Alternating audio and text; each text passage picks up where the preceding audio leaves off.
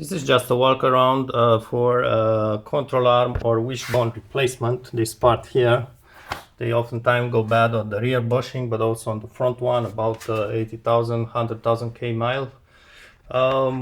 So I'm just try to explain in a few minutes the steps I usually do. This is the way I approach this. There's another concept that you don't detach the hub from the strut, and the people use straps to pull down the control arm. I think that's pretty much difficult. So this is how I do step by step. The first thing to do, especially on XC90, the axle may really get stuck in there because maybe sometimes the deal will just use Loctite in there. So the first thing, undo the 40mm bolt, which is all, by the way, needs to be replaced. Theoretically, I never replaced it, but and just try to push back the axle. See if it moves backwards. If it doesn't move backwards, that might be a problem. It might be really stuck in there. Don't try to undo it. You may want to undo it from the transmission. I'm not sure if you can do this job without detaching the axle from the hub.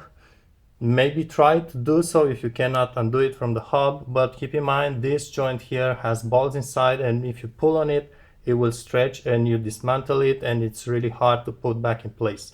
Also notice when I remove the axle, I always suspended, already hung there. So the steps basically, this says you will absolutely need a 1/2 inch ratchet and a 1/3/8, but the 1/2 inch it's a must. I use this socket, which is a 13 on 16. It's an Imperial socket. I use it for the rear bolt on the control arm and also on the nut for the strut here. By the way, the strut has a camber adjustment. When I put everything back in place, I just keep this pushed towards the engine, so it gives me positive camber. That's the way I set it when I tighten everything back in place.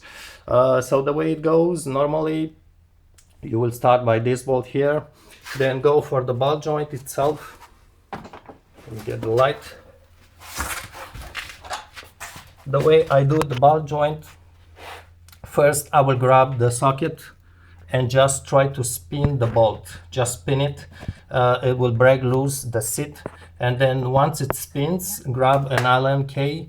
I would strongly recommend you really clean those threads really nicely before removing the nut. Also clean the hole for the Torx bolt, Torx socket. So clean those things very nicely, and then grab a Torx. I think it's a T40, and make sure it's really inserted there, and then grab an 18mm ratchet wrench and try to remove the bolt from there.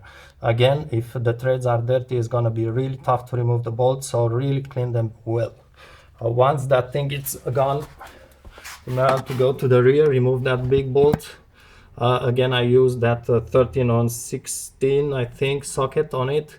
Keep it on the bottom with the 18mm wrench from turning. This is a tough one, so definitely need to get an extension like this. 2 feet, 3 feet, it's even better. 1/2 inch. Don't use a 1/3/8 inch ratchet. Use the 1/2 inch ratchet on that big bolt there. Then it's going to the, you notice I will suspend the hub.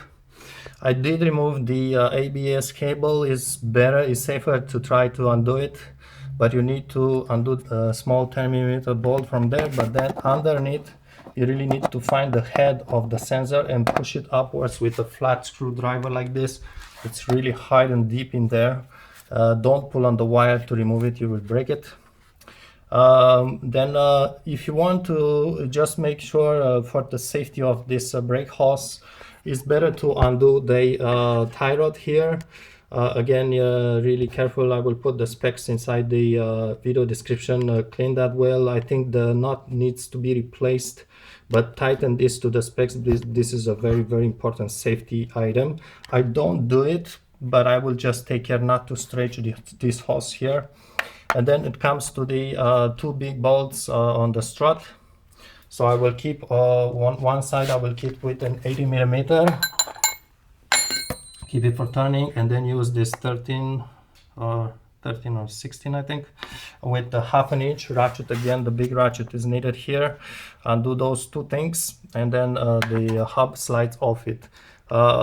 When you slide the hub out, that's the moment when you pull the axle out. Just make some places, not exactly goes very easily, but it comes out no problem. Remember, the shaft will have a seal which stayed in there, but it's better to undo it from there and just make sure you put it back in place. It goes just one way, so remember which way it goes.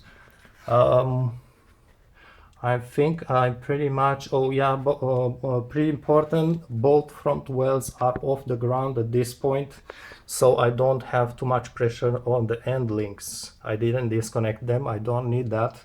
So both front wheels are supported, and you notice when I support the front of the car, I always try to put the jack stands underneath the big bolt of the subframe. Do not put it under those two smaller bolts of the bracket, because it will affect the bolts, they will get loose. So put it under the big subframe bolt. And usually the way I jack the car is I will find here is the side of the car is the big edge, thick metal edge. I will just put the piece of wood and then put the hydraulic jack underneath, and then place the jack stand there. So at this point it comes to the two front bolts on the control arm itself.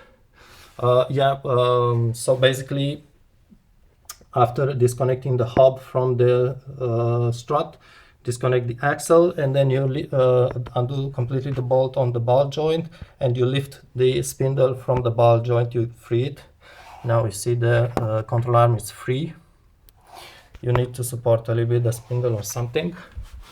Notice I also attach the spindle so I don't stretch on the brake hose. And then you need to go underneath the car, and that's another step. I will use a jack stand.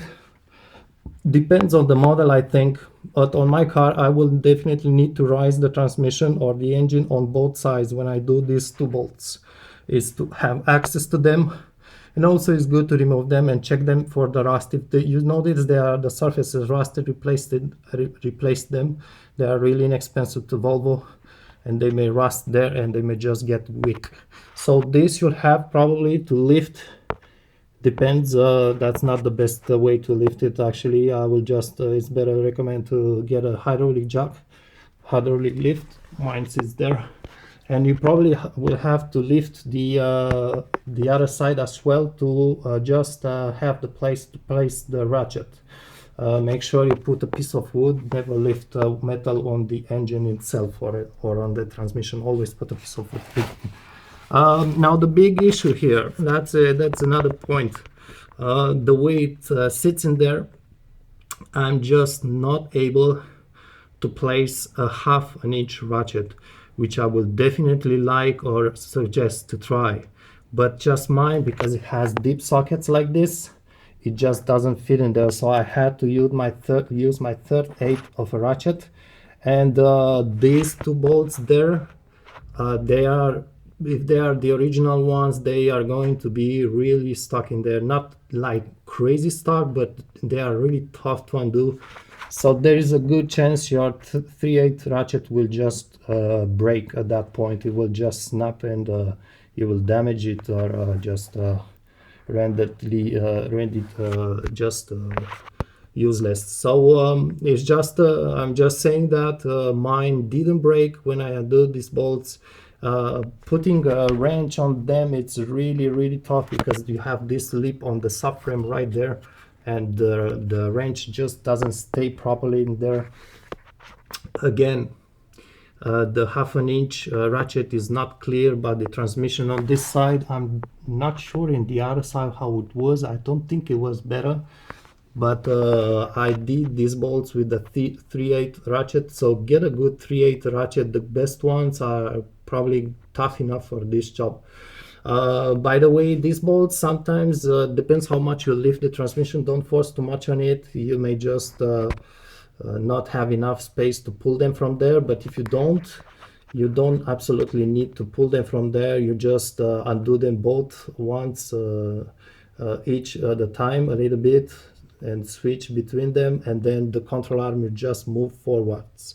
and that's important. That's why it's important to first remove the rear bolt so the control arm can move when you undo these two bolts. On the other side, you notice there are cables, so carefully, I think one of the cables is the fuel cable. So usually I will just undo the lower one. I'm not going to touch the upper one, just the lower one, and just toss it a little bit to make some place for the ratchet. So again, this is hard on your 1/3 of an inch ratchet, but yeah, just think about it. And that's pretty much it. I think the job, it's almost complete with these indications or these suggestions. Put everything back in place, and just check the torque wrenches on the video description, and good luck. And by the way, the control arms are really a sensitive item on these Volvo cars, just as are the strut mounts. Do not at any moment buy cheap control arms or wishbones. Don't buy some cheap quality, because they will last maybe not even 6 months. You have to replace them back again. Just ask on the forums which qualities, which brands are the good one. I would strongly recommend go with the Volvo for this item, but ask on the forums.